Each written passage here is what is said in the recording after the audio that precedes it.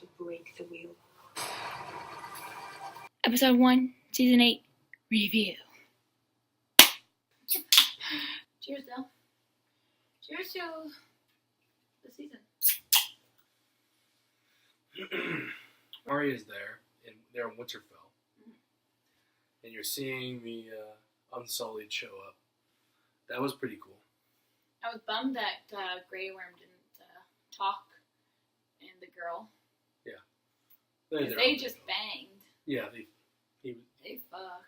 that was a good thing. And that was kind of swept under the rug. I don't know, I would have liked it to be brought up. Yeah. It seems strange to me that there was so many Unsullied left. Because... Right, we did talk about that briefly. Yeah, going back, she only bought 8,000 of them. And she's been through a lot of... That was in Season 3, I think. Yeah. A lot of battles, a lot of... Death. Shit blowing up. There was one point in the last season, Season 6, where there was assassins who were just killing the Unsullied, like left and right, when they went to visit the Prosts. So that was kind of strange, but still very cool visual. You see them coming over the hills. Yeah, it definitely looked. I mean, I don't know what 8,000 people looked like, but that looked at least like 10. And then we get to the meeting. The meeting of shade. Sansa is not a fan of Daenerys Targaryen at all. And I don't know if I am anymore either. I still like her a lot. I think that the real thing of this episode was kind of teetering on. The main point of contention was that half the people were like, "Thank you so much for bringing these people who are going to save our ass." The other half of the people were like, "Jon Snow, you're probably the biggest pussy on the planet because we elected you king, and then literally 5 minutes later he went and gave it up, to this to a woman lady. and to a gal, which seemed pretty frowned upon in that sort of time. He was pretty progressive, though. I don't think there was even half the people that were happy. I think everyone was just kind of pissed. And Sansa made a good point.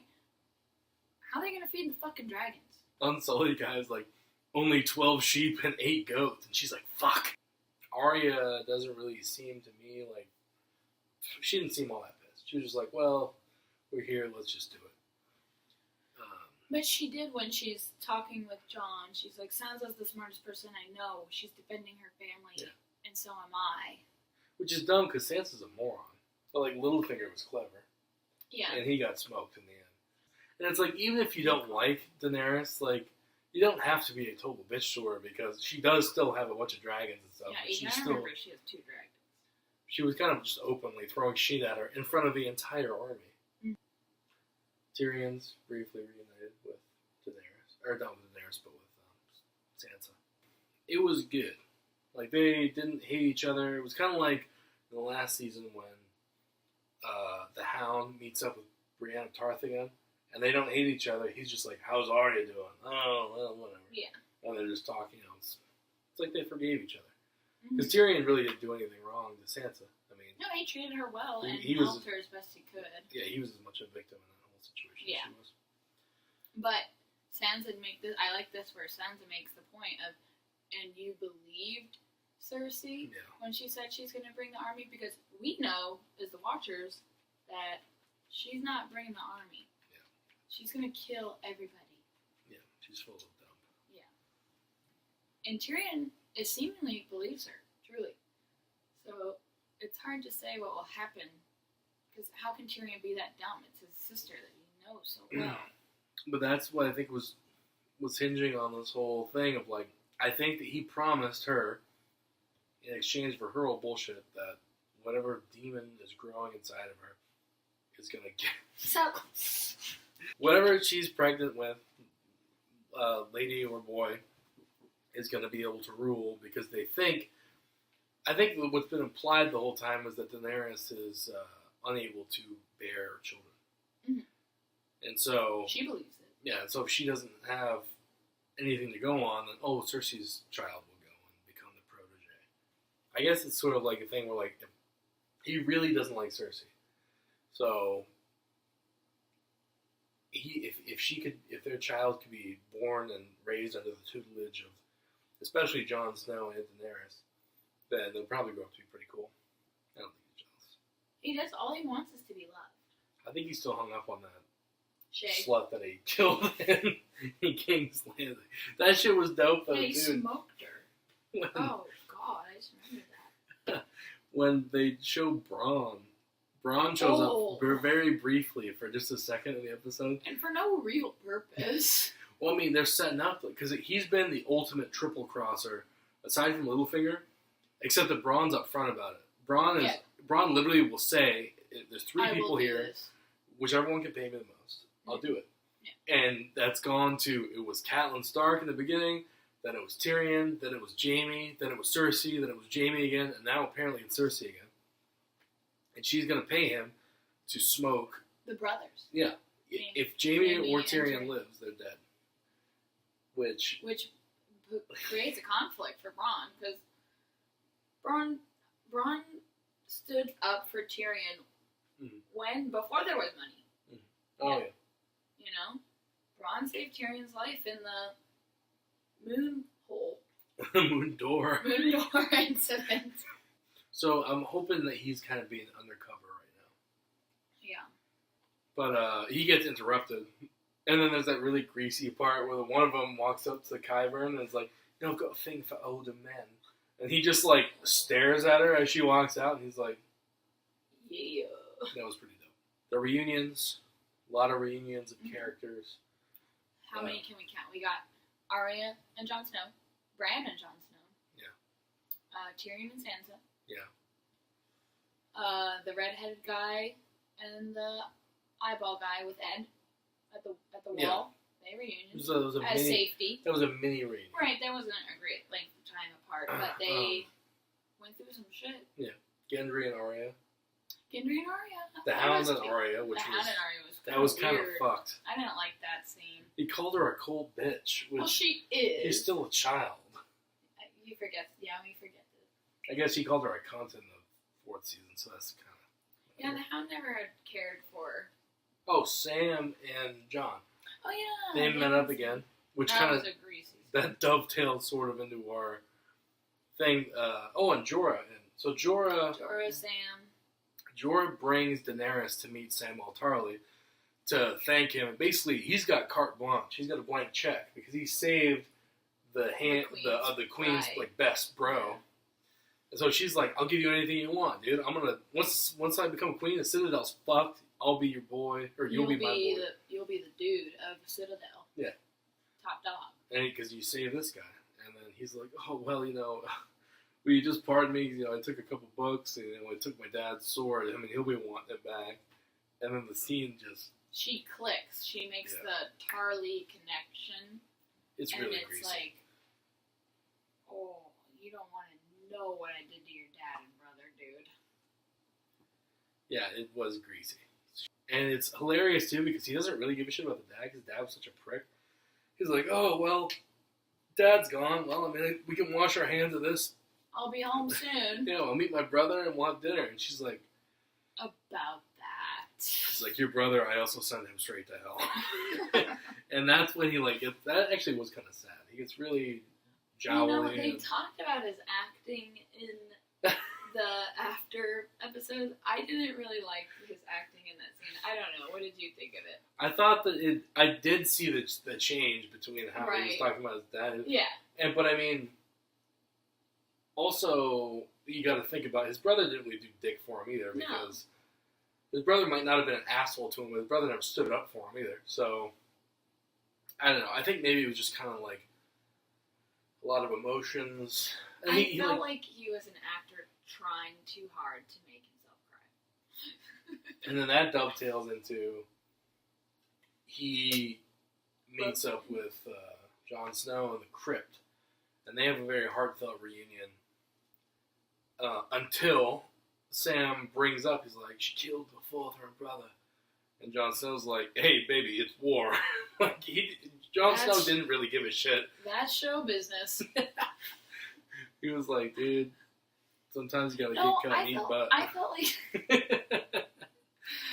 felt like he did care. He was like, "Oh my god, I can't believe it." And And Sam was like, would you have done that, Jon? You wouldn't do that. You don't do that kind of shit. You're a good leader. And Jon's like, trying to defend her, but like, I've killed men who disobeyed me. And Sam's like, but you spared them too. You know which side of the law you're on with who. Yeah. There are exceptions. It's a gray area, I guess. Maybe you're not on one of the other side. But Jon plays the gray area. Daenerys is white or black. Slow roasted over the flames. And that informs Sam finally confessing to Jon Snow. And I say finally because we only really learned this the 2 seasons ago. Yeah, last season, yeah. Last season, 2 episodes. It seems like a long time because, it's been a while, but... Yeah, HBO. They finally revealed Jon, and he really is having a hard time understanding what he's talking about. He feels, because we know, as the watchers again, that he has plowed her in all kinds of positions. Yeah, up, down, left, right. Dragons, waterfall, boats. That's how Targaryens historically bred with each other exclusively. Yeah. So it could be that because they both are Targaryens, they are attracted to each other. I don't know. Well, also, it's also, even if you have siblings that grow up away from each other, sometimes they grow up in plow, dude. There's nothing wrong with that. So, the point I'm trying to get at here is, and that's not me, that's documented. Anyway, like the Parent Trap. They plowed? That was the other one. Yeah. He's grappling with the information. He doesn't know how to do it, how to go forward with it. Because he even says, he goes, if I bring this up, it's treason, and like, I think Jon even is thinking too, like, what's the point of bringing this up now? Because if I bring it up now, it's just going to create a schism and we're all fucked. Because she'll pull out, right? Yeah. She only agreed to fight this fight if he bent the knee, and a lot of people don't know that. And I forgot what the other thing I was going to say. And that's what also everybody else in the show, nobody really understands. Sansa doesn't really care. The little Mormont girl who runs Bear Island. She's just all about loyalty. Yeah, and it's like Jon Snow comes out and says it. He goes, it doesn't matter who's got a crown or who doesn't. If we're not in this all together, we're fucking dead. And then, it's not going to matter anymore. And, nobody is listening to him, which I don't fucking understand. Yeah, and that's we know what Jon put on the line, what he gave up, how he was feeling when he bent the knee. Yeah. The crew, the Northerners, they don't know that. Yeah, they don't. And they don't care. And to be honest, they don't even really know about the White Walkers either. Mm-mm. None of them. They haven't seen it. Yeah, they don't know any of this shit. It was an episode with not a lot happened as far as action-wise. I mean, Daenerys taught Jon how to ride the dragon. I think Daenerys is becoming stupider as the show goes on. The dragons only will accept Targaryens. Yeah. That's a dragon thing.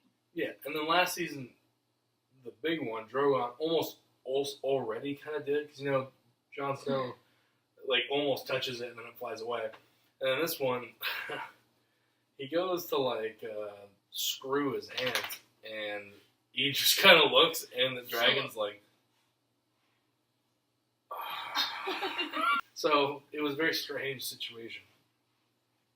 And then we come to the Night's Watch. Yeah, there was a child with the